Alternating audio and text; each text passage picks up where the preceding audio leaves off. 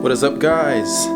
Welcome back to another video on the channel. It is my morning right now. Slept in a little bit because I was just feeling blessed, man. Anywho, a lot of you guys did like the video of me combing out my dreadlock, and a lot of people were encouraging me to comb out my whole hair. I'm still kind of in the process of figuring everything out as far as that goes, but like I said before many times, when or if I get rid of my dreads, it's gonna be combing out. I'm not gonna cut them. I don't want to cut my hair, you know, maybe just want to transition into a new hairstyle. I see that there are benefits with combing out my dreads because then I feel like there's a lot more hairstyles I can go into with, like box braids, you know, just braids in general, or like just a regular bun, or just having my regular hair out. There's a lot more versatility, and I think it's just having a versatile hairstyle makes everything a whole lot easier throughout your day. But then at the same time, with having dreadlocks, like I wake up and then I woke up with my hair like this, and at the same time it's almost working. It's not like messy or too messy. But anyways, in today's video I wanted to do a dreadlock update, since I mean, by the looks of it, it might be one of my last dreadlock updates. Yeah, anyway, I'm just gonna leave that as that. So without further ado, let's hop right into it, y'all. Now before actually looking at the dreads, I'll give you guys some tips and tricks on what I've been doing lately as far as like hairstyles and everything like that. Really simple trick and a really simple tip that I've been doing is like I'll put my hair into a bun and then I'll like leave it in a bun for like a week.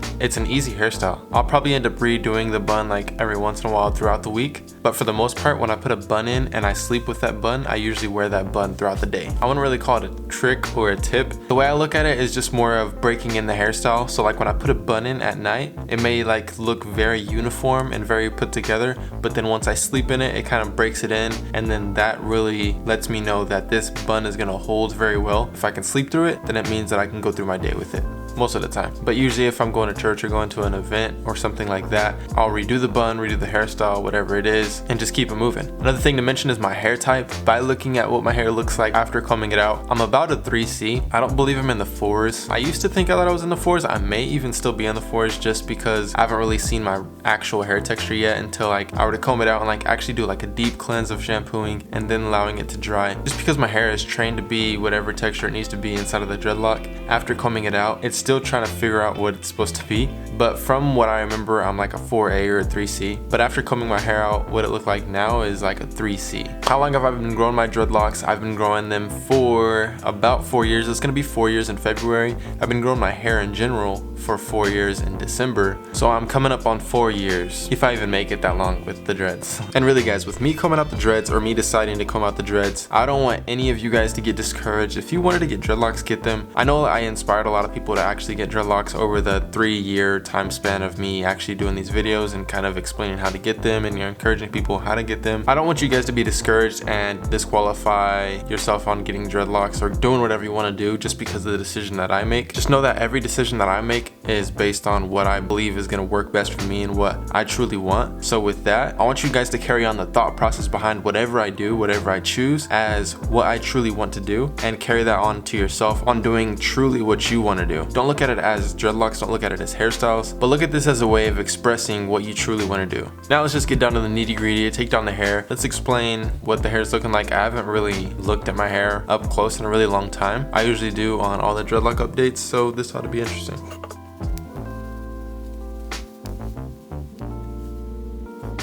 As always, I'm gonna take my glasses off because I don't like getting them dirty. Because believe it or not, with dreadlocks or with hair in general, the hair is typically oily. It's just natural oils. So this is the hair, y'all. My hair has been basically freely forming for a while. I can't remember the last time I actually got my hair twisted, but it's been a long time. It's been a while. But one thing I really do like about my dreadlocks is that they're all different sizes. There's some really skinny ones, and then there's some like Congos, and then there's some thick ones. And I personally just like the way they look. What I always wanted in dreadlocks, like the way they look, the way they feel, and everything like that, is exactly how my dreadlocks turned out. Like however I wanted my dreadlocks to look is how they're turned out. Like right now is the prime time I feel like of my dreads, and they're exactly how I want them to be, exactly what I imagine them to be. And I always think it's really cool because I definitely fulfilled that desire of mine to actually get dreadlocks, and it feels good. Now what you guys have seen in the last video is me combing out this dread, and it's in a braid right now. I just did a single braid. I actually took out the double braid and I put in the single braid, so this is a single. The reason I did that is because they were really skinny. A lot of people said that my hair is actually thin. I mean, the hair is not really thin. It's thinner than what the dreadlock was, just because Chandler, my brother's here. It's thinner than what the dreadlock is just because the dreadlock builds up all that hair that doesn't fall out. So That's a heads up as well. But I'm actually gonna get the door. Chandler's actually here. We're having a meeting. Yeah. What's up, everybody? It's Chandler, everybody. Got a water? Water? Yeah. Yeah.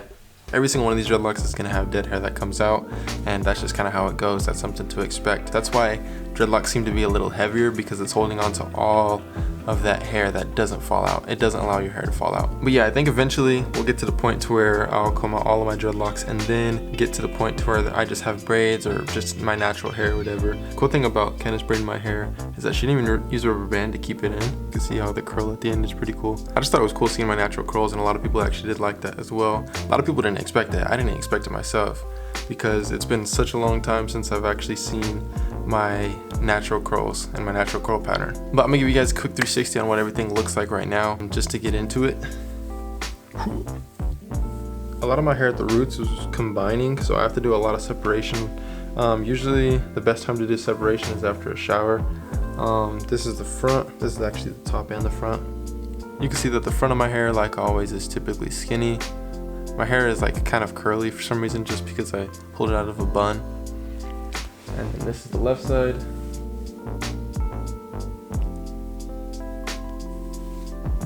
It's the back.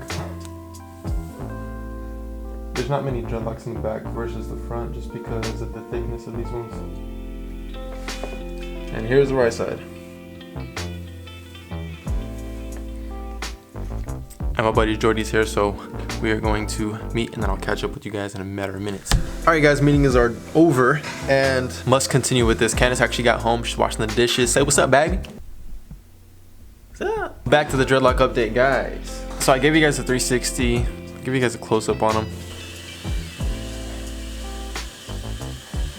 That's what they look like up close. Pretty cool. One thing I like about dreadlocks is the texture of them.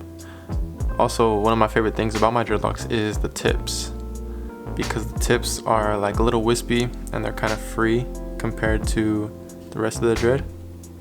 So I always think that's really cool. They're kind of puffy. This is the Congo that I dyed red that one time. Now it's kind of green almost, because of the blue hair dye I put in that one time. And then it was yellow for a little bit, but now it's kind of just this green tone. This one actually has a 3 head on it now, so that's fun. I'll show you guys all the Congos that I have, starting with this one right here. This is a 3 head Congo, more of a skinnier Congo. Also I have this 3 head Congo. This one's a little thicker. This is the one that I dyed a long time ago that was red. Here's the thing is that a lot of my dreadlocks are actually Congos. This used to be the 5 head Congo, but now it's just a braid. Here's a 2 head Congo, which is very rare. Most of them are like 3 or more. Oh, here's another 2 head Congo. Here's another 2 head Congo. So I guess I was wrong with the 3 or more thing. I don't know how I came up with that. Here is a 2 head Congo again. Here's another 2 head Congo. This is one of my earlier ones. I'm trying to find all my Congos, and I'll be able to count this when I edit later. Here's another 2 head Congo. So yeah, majority of them are 2. This is my thickest dreadlock right here. This has always been my thickest dread. I believe so. Even with the 5 head Congo, this was about the same thickness as the 5 head. Here is a 2 head Congo. And mind you, all of these dreadlocks used to be singles, and then they just grew into Congos. Here is a 3 head Congo. Here is another 3 head Congo right here. I think that's just about it as far as the Congos go. Could have swore I had a 4 head Congo somewhere. I'll try here. Here's a 4 head Congo. This was the next to my 5 head Congo. They were equal on both sides. And yep, that is all my Congos right there. But you guys, my dreadlocks are pretty standard. I don't really do too much maintenance to them. Like I said, I really just wash them and then separate them if I really want to. I do all my separation in the shower just because it's easier on the scalp. And it's easier to separate the hair when the hair is wet. A lot of people label this as a semi-freeform kind of style, to where they just wash it and then do separation. They don't do that much to it, even though it's not really freeform at all, but they call it semi-freeform because you do really low maintenance. And that's kind of just how I like to do my hair, very low maintenance. Don't do much to it. But you guys, that is my dreadlocks. That is an update. And like I said, I'm going to be combing out my dreadlocks kind of periodically throughout time. Not sure how long I want to expand that time, but slowly but surely. Probably start out by combing out all of the Congos, since I start out with the 5 one. Probably do the 4 head Congo next, and then just work down from there. But comment down what you guys think about the whole process in which I'm about to take on with, you know, combing out the dreads and all of that. Comment down what you guys think. I'm excited. I hope you guys are excited. I know I got a lot of positive feedback with when I combed out the 5 head Congo, and I'm super thankful for all the positive feedback. It means a lot to me, guys. But besides that, I'll see you guys next time. Hopefully you guys have an amazing day. Matter of fact, have a great day. Peace out and God bless.